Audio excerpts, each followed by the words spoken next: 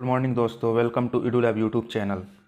आज हम लोग इस वीडियो में जो है बिहार स्पेशल का 6वां पार्ट देखेंगे, जिसका टॉपिक है मौर्य साम्राज्य।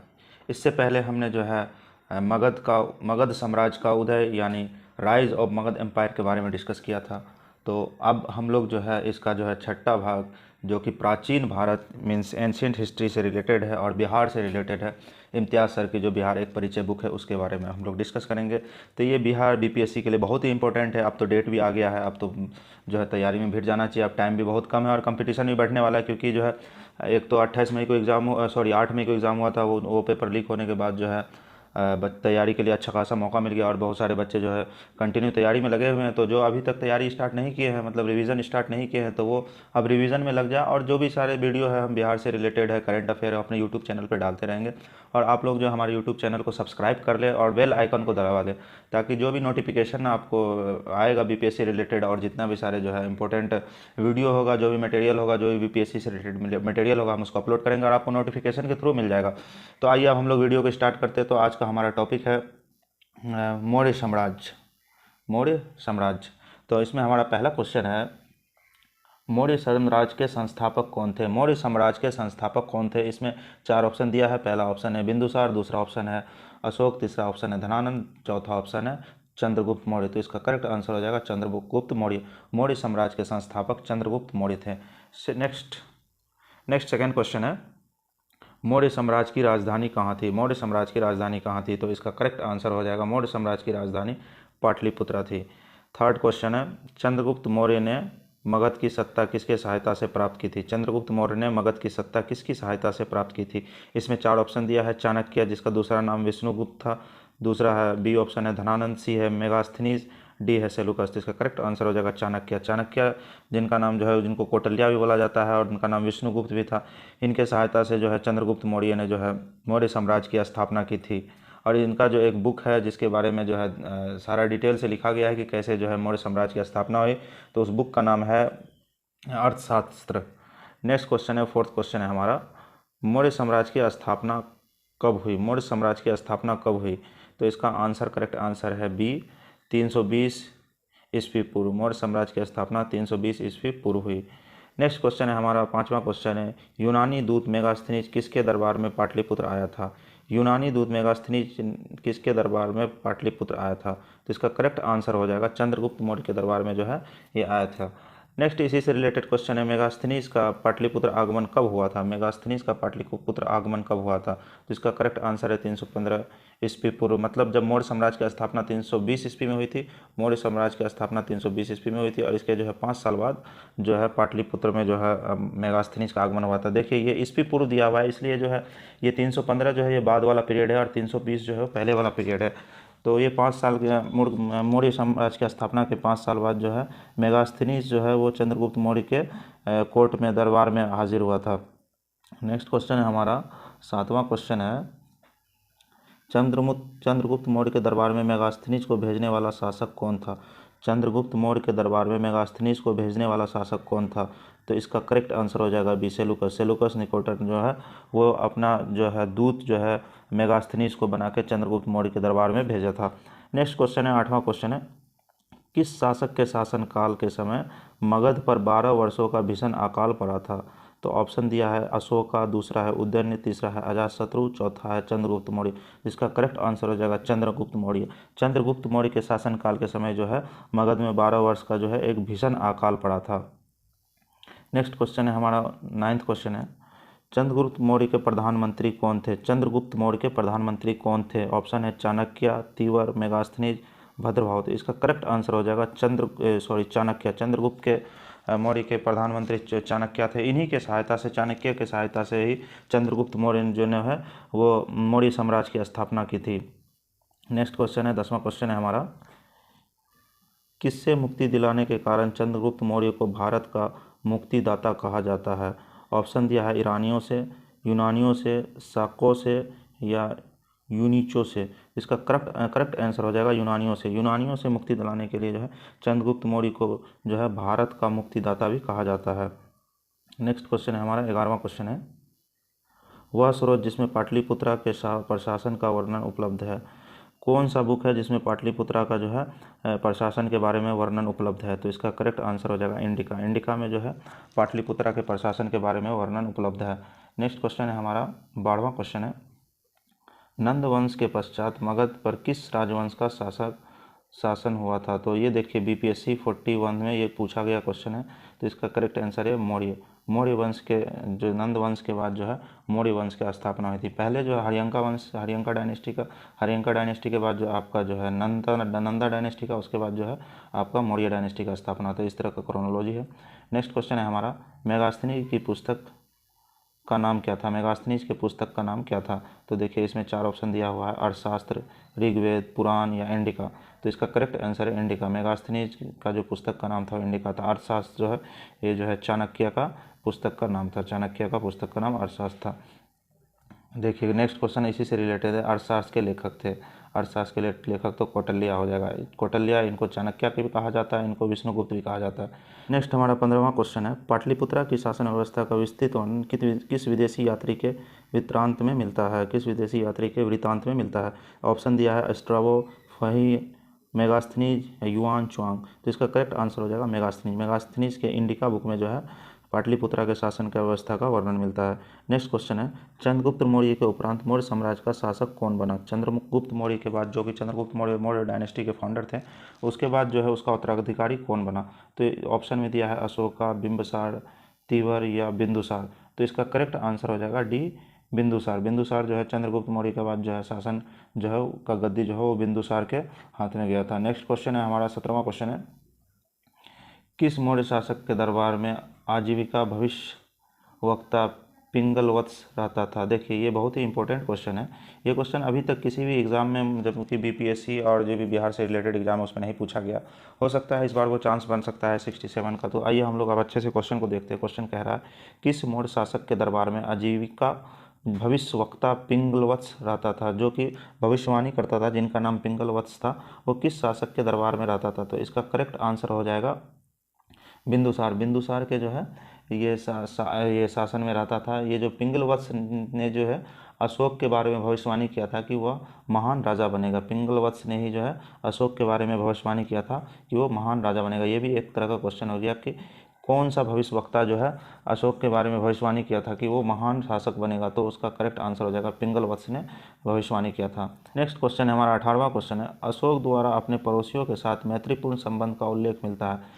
किस अभिलेख में जो है अशोक के द्वारा अपने पड़ोसियों से मैत्रीपूर्ण संबंध का अभिलेख मिलता है? तो इसका करेक्ट आंसर हो जाएगा शिलालेख 13 में। शिलालेख 13 में जो है वो अशोक का स्तंभ जो है उसमें जो है अपने पड़ोसियों के साथ जो है मैत्रीपूर्ण संबंध का जो है अभिलेख प्राप्त होता है। तो इसका करेक्ट आंसर है अभिलेख 13। नेक्स्ट क्वेश्चन है हमारा जो है 19वां क्वेश्चन है, तीर्थ बौद्ध संगीति का आयोजन किसके शासन काल में हुआ था? थर्ड बुद्धिस्ट काउंसिल जो है किसके शासन में काल में हुआ था? तो इसका करेक्ट आंसर है अशोका। अशोका के शासन काल में थर्ड बुद्धिस्ट काउंसिल का आयोजन हुआ था। फर्स्ट बुद्धिस्ट काउंसिल जो है वो अजातशत्रु के शासन काल में हुआ था। नेक्स्ट सेकेंड बुद्धिस्ट काउंसिल जो है वो आपको जो है काल अशोका के शासन काल में हुआ था। उसके बाद जो थर्ड बुद्धिस्ट जो है वो अशोका के, और फोर्थ बुद्धिस्ट काउंसिल जो है वो कनिष्क के शासनकाल में हुआ था। तो इसी तरह जो है आप चारों का क्रोनोलॉजी को याद कर लें। इस नेक्स्ट क्वेश्चन है हमारा 20वां क्वेश्चन है, तीर्थ बौद्ध संहिता का अध्यक्ष किसने किया था? जो चेयरमैन थे थर्ड बुद्धिस्ट काउंसिल के चेयरमैन कौन थे? देखिए ऑप्शन में 4 ऑप्शन दिया है। पहला ऑप्शन है मोगलीपुत्र तिस, दूसरा ऑप्शन है पिंगलवत्स, तीसरा ऑप्शन है सी महाकसप्पा, चौथा ऑप्शन है सब्बाकामी। इसका करेक्ट आंसर हो जाएगा मोगलीपुत्र तिस। देखिए पहला जो फर्स्ट हमारा जो है बुद्धिस्ट काउंसिल का जो है वो चेयरमैन थे वो महाकसप्पा था। सेकंड का जो है वो सब्बाकामी था। उसके बाद जो है थर्ड बुद्धिस्ट काउंसिल का मोगलीपुत्र तिस, और फोर्थ का जो है वो वासुमित्र थे। वो फोर्थ बुद्धिस्ट काउंसिल के जो है चेयरमैन वो वासुमित्र थे। तो इस क्रोनोलॉजी को भी आप याद कर ले। ये आपको लूसेंट के बुक में जो है एक टेबल के फॉर्म में दिया हुआ है, उससे आप जो है देख के याद मेमोराइज कर सकते हैं। हमारा 21वां क्वेश्चन है, तीर्थ बौद्ध संहिता का आयोजन कहाँ हुआ था? थर्ड बुद्धिस्ट काउंसिल जो है का आयोजन कहाँ हुआ था? तो इसका करेक्ट आंसर हो जाएगा पाटलिपुत्रा में जो है वो थर्ड बुद्धिस्ट काउंसिल का आयोजन हुआ था। फर्स्ट बुद्धिस्ट काउंसिल का जो है आयोजन राजगिरी में हुआ था। सेकंड बुद्धिस्ट काउंसिल जो है वो वैशाली में हुआ था। थर्ड जो है वो पाटलिपुत्रा हुआ था। और फोर्थ बुद्धिस्ट काउंसिल जो कुंडलवन, जो कि जम्मू एंड कश्मीर में है। फोर्थ बुद्धिस्ट काउंसिल का आयोजन जो है वो कुंडलवन जम्मू एंड कश्मीर जो है कनिष्क राजा के शासनकाल में हुआ था। थर्ड क्वेश्चन है डेट से रिलेटेड है, तीर्थ बौद्ध संहिता का आयोजन कब हुआ था? थर्ड बुद्धिस्ट काउंसिल जो है वो कब हुआ था? तो इसका करेक्ट आंसर जो है ए हो जाएगा, 251 ईसा पूर्व में जो है थर्ड बुद्धिस्ट काउंसिल का आयोजन हुआ था। नेक्स्ट क्वेश्चन है हमारा 23वां क्वेश्चन है, किस मौर्य शासक ने कलिंग पर विजय प्राप्त किया था? किस मौर्य शासक ने कलिंग पर विजय प्राप्त किया था? तो इसका करेक्ट आंसर हो जाएगा अशोका। अशोका ने जो है वो कलिंग पर विजय की प्राप्ति किया था। नेक्स्ट क्वेश्चन है 24वां क्वेश्चन है हमारा, किस युद्ध में हुए भारी तबाह तथा जानमाल की हानि को देखते हुए अशोक का हृदय जो है वो परिवर्तन हुआ? तो उसने जो है युद्ध नीति त्याग कर धम्म नीति की घोषणा की थी। ये किस युद्ध के दौरान हुआ था? तो इसका ऑप्शन में दिया है कलिंग, सिंधु, कंबोज या उपयुक्त में से कोई नहीं। तो इसका करेक्ट आंसर हो जाएगा कलिंग। कलिंग युद्ध के बाद जो है अशोक ने जो है वो युद्ध नीति को त्याग कर धम्म नीति का जो है वो अपनाया था। नेक्स्ट हमारा 25वां क्वेश्चन है, अशोक का धम्म था, अशोक ने जो धम्म नीति जो प्रारंभ किया था वो क्या था? तो ऑप्शन में दिया है नैतिक आचार संहिता, सेकंड ऑप्शन है प्रशासनिक संहिता, थर्ड ऑप्शन है युद्ध संहिता या फोर्थ ऑप्शन है उपयुक्त सभी। तो इसका करेक्ट आंसर हो जाएगा नैतिक आचार संहिता। अशोक का जो धम्म था वो नैतिक आचार संहिता से जो है रिलेटेड था। 26वां क्वेश्चन है, मौर्य साम्राज्य का केंद्रीय न्यायालय कहाँ स्थित था? मौर्य साम्राज्य का केंद्रीय न्यायालय कहाँ स्थित था? ऑप्शन दिया है स्वर्णगिरी में, बी ऑप्शन है पाटलिपुत्रा में, सी है अवंती में, डी वैशाली में। तो इसका करेक्ट आंसर हो जाएगा पाटलिपुत्रा में जो है अशोक साम्राज्य का केंद्रीय न्यायालय स्थित था। नेक्स्ट क्वेश्चन है हमारा 27वां क्वेश्चन है, अशोक ने अपना धम्म यात्रा के अंतर्गत सर्वप्रथम किस जगह की यात्रा की थी? अशोक ने जब धम्म नीति को अपनाया था तो उन्होंने सर्वप्रथम किस जगह का यात्रा प्रारंभ किया था? तो इसका करेक्ट आंसर हो जाएगा बोधगया का। और ये जो है 10 साल अपने जो है शासक बनने के 10 साल के बाद जो है ये यात्रा स्टार्ट किया था। देखिए इससे रिलेटेड नेक्स्ट क्वेश्चन यही दिया हुआ है कि नेक्स्ट क्वेश्चन है 28वां क्वेश्चन है हमारा, अशोक ने अपने धम्म यात्रा के अंतर्गत बोधगया की यात्रा अपने राज अभिषेक के किस वर्ष में की थी? तो इसका करेक्ट आंसर हो जाएगा अपने 10वें वर्ष में उसने यात्रा की थी। नेक्स्ट क्वेश्चन है, अशोक के स्तंभ लेख बिहार के किस जिले से प्राप्त हुए हैं? तो देखिए 4 ऑप्शन दिया, भागलपुर, कैमूर, चंपारण, छपरा। तो इसका करेक्ट आंसर हो जाएगा चंपारण से। नेक्स्ट क्वेश्चन है हमारा 30वां क्वेश्चन है, बिहार से प्राप्त होने वाले अशोक स्तंभ बिहार से प्राप्त होने वाले अशोक के स्तंभ लेख नहीं है, इनमें से कौन सा स्तंभ लेख जो कि अशोक का है वो बिहार से प्राप्त नहीं हुआ?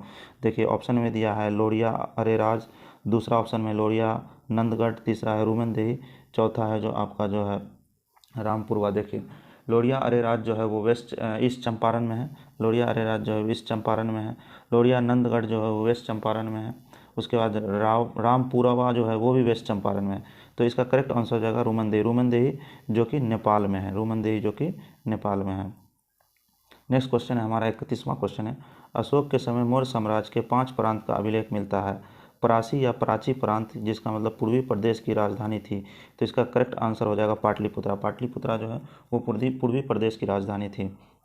नेक्स्ट क्वेश्चन है हमारा 32वां क्वेश्चन है, पाटलिपुत्रा में स्थित चंद्रगुप्त का महल मुख्यतः बना हुआ था। पाटलिपुत्रा में जो स्थित चंद्रगुप्त मौर्य का महल है वो किस चीज़ से बना हुआ था? ऑप्शन में ईंट से, पत्थर से, लकड़ी से या मिट्टी से। तो इसका करेक्ट आंसर हो जाएगा ईंट से, करेक्ट आंसर है लकड़ी से। जो चंद्रगुप्त का जो महल है वो लकड़ी से बना हुआ था। हमारा जो है 33वां क्वेश्चन है, चंद्रगुप्त मौर्य का राजप्रसाद स्थित था। चंद्रगुप्त मौर्य राजप्रसाद में राजमहल कहाँ स्थित था? ऑप्शन में दिया है कुम्हरारपटना, बी राजगिरी, सी वैशाली, डी मनेर। तो इसका करेक्ट आंसर हो जाएगा ए कुम्हरार में 80 स्तंभ वाला मौर्यकालीन सभागार या राजमहल का अभिलेख मिलता है, जो कि ये 80 पिलर से बना हुआ है और ये जो है लकड़ी का बना हुआ है। ये कुम्हरार जो कि करंट में पटना में है। तो यहाँ जो चंद्रगुप्त का जो मौर्य का जो है राजप्रसाद स्थित था। नेक्स्ट क्वेश्चन है हमारा 34वां क्वेश्चन है, किस विद्वान ने चंद्रगुप्त मौर्य के राजप्रसाद के बारे में कहा कि इसकी शासन व शौकत का मुकाबला न तो सूसा और न एक बेतना कर सकता है? ऑप्शन है फहीन, मेगास्थनीज, एरियन या वी.एस. स्मिथ। तो इसका करेक्ट आंसर है एरियन ने कहा था कि जो चंद्रगुप्त मौर्य का शान व शौकत का मुकाबला जो है न तो सासा कर सकता है न एक बेतना कर सकता है। तो ये जो है एरियन ने कहा था। नेक्स्ट हमारा है 35वां क्वेश्चन है हमारा। 35वां क्वेश्चन है, चंद्रगुप्त मौर्य ने राजप्रसाद के बारे में किसने कहा था कि यह प्रसाद मानव कृति नहीं वरन देवों द्वारा निर्मित है? और तो इसका करेक्ट आंसर हो जाएगा फहीन ने कहा था कि ये जो है गॉड के द्वारा निर्मित है। ये जो कुम्हरार में स्थित है 80 स्तंभों वाला जो है राजप्रसाद, तो फहीन ने कहा था कि ये मानव कृति नहीं, ये गॉड कृति है। क्वेश्चन है 36वां क्वेश्चन है, किस शासक ने गया के निकट बड़ावर की पहाड़ियों में आजीविकाओं के लिए गुफाओं का निर्माण करवाया था?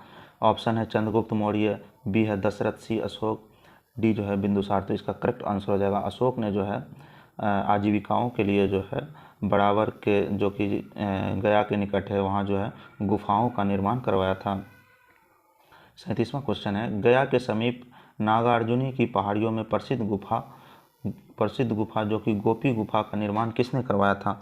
तो इसका करेक्ट आंसर हो जाएगा दशरथ ने। दशरथ ने जो आजीविकाओं के लिए जो है गोपी गुफाओं का जो है निर्माण कराया था। दशरथ जो है वो अशोका के पुत्र थे। अशोका के पुत्र थे और दशरथ अशोका के पुत्र थे।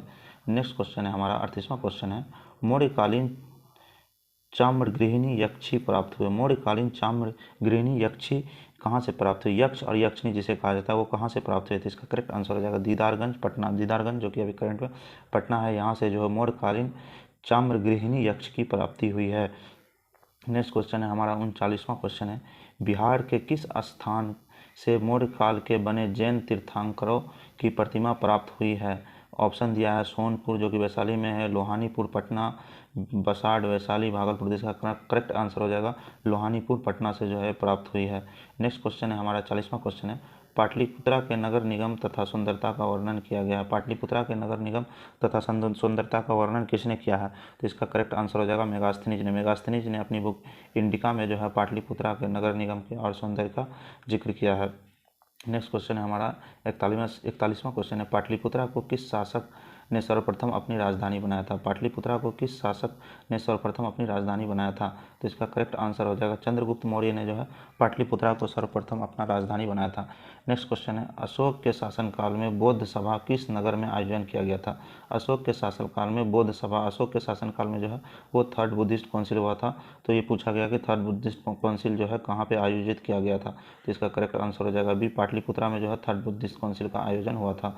नेक्स्ट क्वेश्चन हमारा 43वां क्वेश्चन है, किसके शासनकाल में मिस्र के राजा फिलाडेल्फस जिसका नाम टालमी द्वितीय ने डियानीसियस नामक राजदूत को पाटलिपुत्रा भेजा था? ऑप्शन में 4 ऑप्शन दिया, अशोका, बिंदुसार, चंद्रगुप्त मौर्य या उपयुक्त में से कोई नहीं।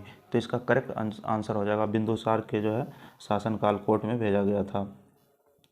नेक्स्ट हमारा है 44वां क्वेश्चन है, किस विद्वान के अनुसार चंद्रगुप्त मौर्य ने पालीब्रोथम यानी पाटलिपुत्रक उपनाम धारण किया था?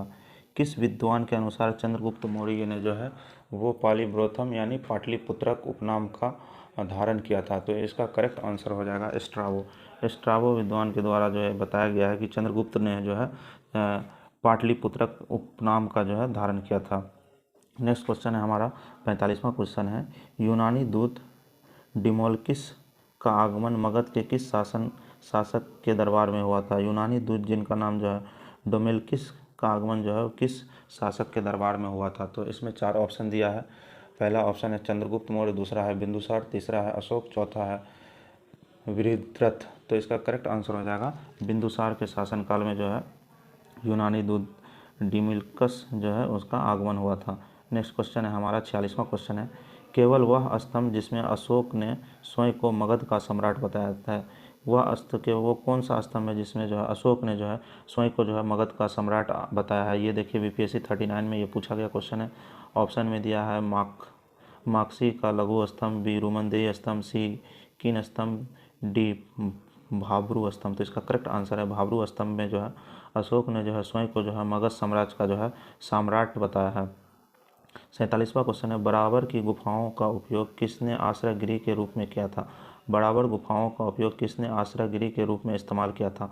ऑप्शन दिया आजीविकाओं ने, थारुओं ने, जैनों ने, तांत्रिकों ने। तो इसका करेक्ट आंसर हो जाएगा आजीविकाओं ने। आजीविकाओं ने जो है बराबर के गुफाओं का जो है आश्रय गृह के रूप में जो है इस्तेमाल किया था। नेक्स्ट क्वेश्चन है हमारा 48वां क्वेश्चन है, अशोक की राजधानी कहाँ थी? अशोक की राजधानी कहाँ थी? तो इसका करेक्ट आंसर है पाटलिपुत्रा। पाटलिपुत्रा जो है वो अशोक की राजधानी थी। पाटलिपुत्रा अशोक की राजधानी थी। नेक्स्ट क्वेश्चन है हमारा 39वां क्वेश्चन है, मौर्य काल में पाटलिपुत्रा का प्रशासन 30 नागरिकों की सभा संचालित करती थी जो 5-5 सदस्य की 6 समितियां में संगठित थी। यह कथन किसका है? यह किसके द्वारा कहा गया? ऑप्शन है चाणक्य, बी डिमोल्किसियस, सी मेगास्थनीज, और डी फहीन। तो ये करेक्ट आंसर है मेगास्थनीज। मेगास्थनीज ने इंडिका में ये वर्णन किया है कि मौर्य काल में जो है पाटलिपुत्रा का जो प्रशासन है वो 30 नागरिकों की सभा में संचालित किया जाता था, जो कि जो है 5 सदस्यों का ग्रुप था, जिसमें 6 जो है समितियां का 5 सदस्य का जो है 6 समितियां संगठित थी। नेक्स्ट क्वेश्चन है हमारा 50वां क्वेश्चन है, मौर्य प्रशासन के संबंध में कौन सा कथन सही है? मौर्य प्रशासन के संबंध में कौन सा कथन सही है? पहला ऑप्शन है यह केंद्रीकृत था, मतलब यूनिटरी। दूसरा है करों का बोझ अधिक था। सी है प्रशासन तंत्र कठोर था। डी उपयुक्त में से सभी। तो इसका करेक्ट आंसर हो जाएगा डी उपयुक्त में से सभी। मौर्य प्रशासन का संबंध जो है इन तीनों से था। मौर्य प्रशासन जो है वो केंद्रीयकृत थी। दूसरा जो है कर जो है वो ज़्यादा लेते थे। थर्ड जो है प्रशासन तंत्र भी कठोर था। तो ये इसका करेक्ट आंसर हो जाएगा डी। 51वां क्वेश्चन है हमारा, अशोक के संबंध में कौन सा कथन सही है? अशोक के संबंध में कौन सा कथन सही है? पहला है उसने धर्म विजय की नीति अपनाई। उसने धर्म विजय की नीति अपनाई। दूसरा उसने विदेशों से संबंध स्थापित किए। तीसरा उसने प्रजा हित के लिए कल्याण के उपाय किए। चौथा उपयुक्त में से सभी। तो इसका करेक्ट आंसर है डी उपयुक्त में से सभी। अशोक जो है इन तीनों काम से जो है उन्होंने उनके शासनकाल में हुआ था। नेक्स्ट क्वेश्चन है हमारा 52वां क्वेश्चन है हमारा, देवनाम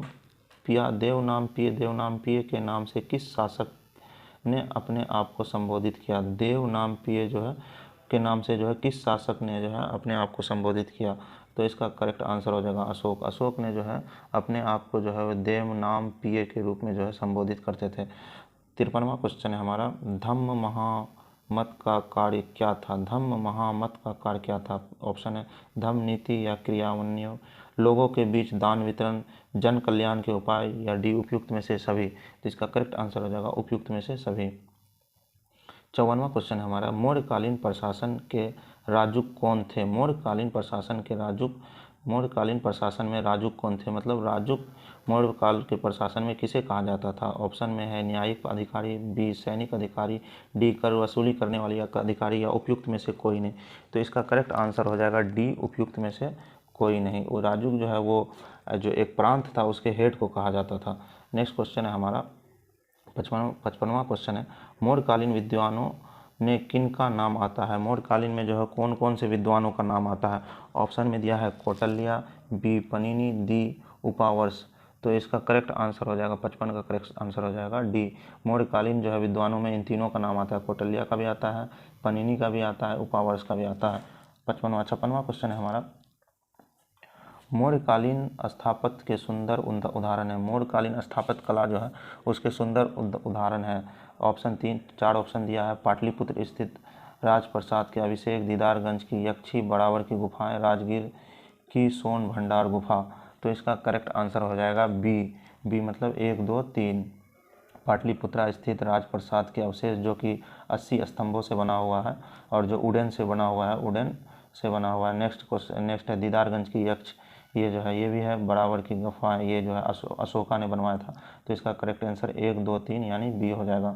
नेक्स्ट क्वेश्चन है हमारा 27वां क्वेश्चन है, अशोक के धम्म नीति की जानकारी मिलती है। अशोक की धम्म नीति की जानकारी कहाँ से मिलती है? तो इसका करेक्ट आंसर हो जाएगा उपयुक्त में से सभी। अशोक की धम्म नीति की जानकारी जो है द्वितीय स्तंभ 7वें अभिलेख से या द्वादश शिलालेख से भी प्राप्त होती है। 58वां क्वेश्चन है हमारा, अशोक के किस अभिलेख ने दान और धम्म दान के अंतर को स्पष्ट किया? अशोक के किस अभिलेख ने दान और धम्म दान के अंतर का स्पष्ट किया है? ऑप्शन में है द्वितीय अभिलेख, बी 7वां शिलालेख, डी 9वां शिलालेख, डी 10वां शिलालेख। तो इसका करेक्ट आंसर हो जाएगा सी 9वां अभिलेख, 9वां शिलालेख जो है उसमें जो है अशोक ने जो है दान और धम्म दान के बीच का अंतर को स्पष्ट किया है। इस सीरीज का हमारा लास्ट क्वेश्चन है 59वां क्वेश्चन है, मौर्य साम्राज्य के पतन में कौन सा कारण शामिल नहीं है? मौर्य साम्राज्य के पतन के लिए जो है कौन सा कारण सही नहीं है? पहला है विदेशी आक्रमण, दूसरा है अयोग्य शासक, तीसरा है आर्थिक संकट, डी प्रांतीय विद्रोह। जिसका करेक्ट आंसर है आर्थिक संकट। आर्थिक संकट जो है मौर्य शासनकाल के जो है वो मौर्य शासनकाल के जो है पतन का एक कारण नहीं है। बाकी जो है विदेशी आक्रमण, अयोग्य शासक और प्रांतीय विद्रोह जो है ये सब जो है मौर्य शासन के पतन का एक कारण है। तो इस तरह जो हम लोग जो है बिहार एक परिचय का जो है 6 पार्ट कवर कर लिए हैं। अब जो हम लोग आगे नेक्स्ट जो है 7वां 8वां पार्ट, इसी तरह जो हम लोग जो है प्राचीन भारत का जो है जो भी बिहार एक परिचय इम्तियाज़ सर की बुक है उससे हम कवर करेंगे। इसी तरह जो हम वीडियो के माध्यम से जो है सारे वीडियो कवर करेंगे। आप लोग जो हमारे चैनल को सब्सक्राइब करें और बाकी जो इससे रिलेटेड जो है वीडियो जो भी पिछले का 5 पार्ट है उसको जो हम इस वीडियो के डिस्क्रिप्शन में दे देंगे, आप वहाँ से जाके देख सकते हैं।